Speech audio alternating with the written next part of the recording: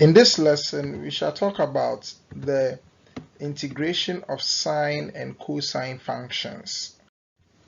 So let's start with the integration of cosine function, like cos x. Recall that when we were learning how to differentiate trig functions, we said that the differential of sine x gives us cos x. So when we apply the integral sign, okay, when we reverse differentiation, that is integration, okay. So when we apply the integral sign on both, that will mean that the integral of cos x will give us sine x, okay. So integration, remember, integration is the reverse of differentiation. So when we differentiate sine x and we get cos x, then when we integrate cos x, we'll get sine x, all right? Then there's the constant plus c. So the first rule for this lesson is that when you integrate cos, you get sine, okay? When you integrate cos, you get sine. Whenever you forget, don't worry. Differentiate sine, you will get cos, and then you reverse it. So that is the integral of this, gives us that. How about sine? So recall that when we were learning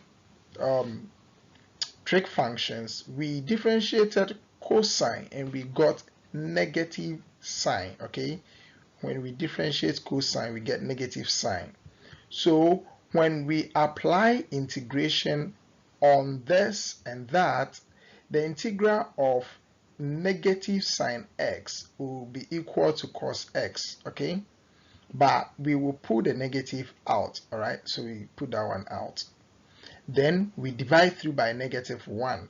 So that will give us what? Sine x, the integral of sine x is equal to negative cos x plus the constant, okay? So when you integrate sine, you get negative cos.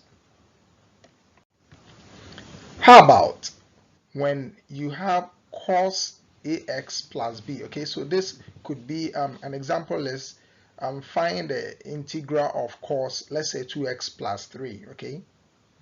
All right, so how do we approach this? So remember that we said when you differentiate sine ax plus b, this is how it is done. You differentiate sine, okay, and when you differentiate sine, you get cos, okay, so you have cos ax plus b. Then you go into the inner bracket and then you differentiate what is there. So ax plus b, when you differentiate, you have a, okay, so that is this a.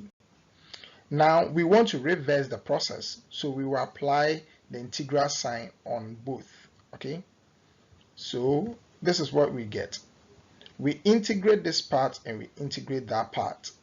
So this part gives us the integral of a cos ax plus b dx. But when you integrate d dx of sine x, sine ax plus b, you get sine ax plus b. Right, so now this is a constant, so we'll pull it out so that it will be behind the integral sign. Okay, so that is what we have. All right, so nothing has changed. It's just this constant. It's a number that we have brought outside the integral sign. Okay, so I'll repeat this on the next slide. So that is what we have here. Right, so at this stage, all that we need to do is to divide through by a. Okay, we divide through by a. So let's do that. So when we divide through by a, it means the integral of cos ax plus b dx gives us sine ax plus b over a, okay, then plus the constant c. So let's consider an example. If you have the integral of cos 2x dx, what you have to do is to consider when you when you integrate cos 2x, what do you have? That gives you see, when you integrate cos, you get sine, okay? So that is sine 2x. Then you must divide by the coefficient of the x term, okay? So let's see. We integrate cos 2x ds, we get sine 2x, okay? Then we divide by the coefficient of the x term, which is 2, plus the constant, and you are done. Right, so let's consider another example using this same formula. We have 3 cos 2x plus 1. Okay, so if we have this, then the first thing we do is that we will factor the 3. Okay, we pull it out. So when the 3 goes out, this is what we have: 3 sine, sorry, 3 the integral of cos 2x plus 1 dx. Okay, so let's work with this.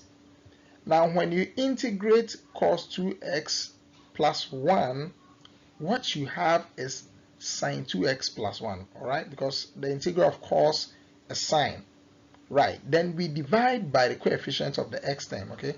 And the coefficient of the x term is 2, all right?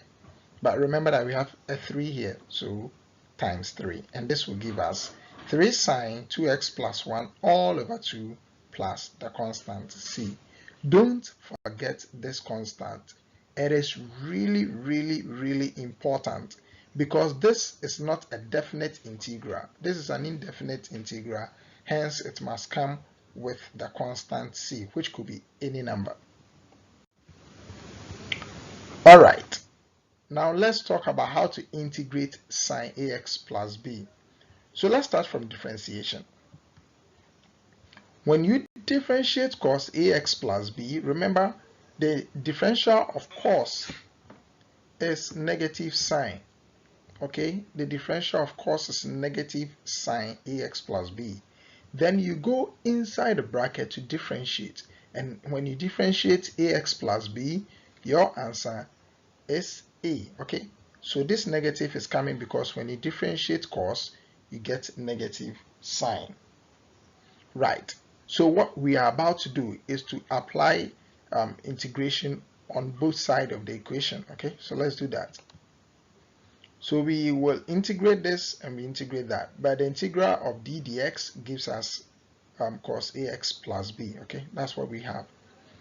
Now at this stage, we will want to factor out negative a. Okay, so let's do that. So we pull negative a out. So we have negative a integral of sine ax plus b dx, which is equal to cos ax plus b. Right. Then we are almost done. We have to divide through by negative a. So we divide through by negative a. When we do that, this is what we have. Okay. So whenever you integrate sine, you have negative cos. But since it comes with ax plus b, you must divide through by the coefficient of the x term, which is a. Okay, then you add your plus c and you are done. So let's take an example. We have sine 2x dx.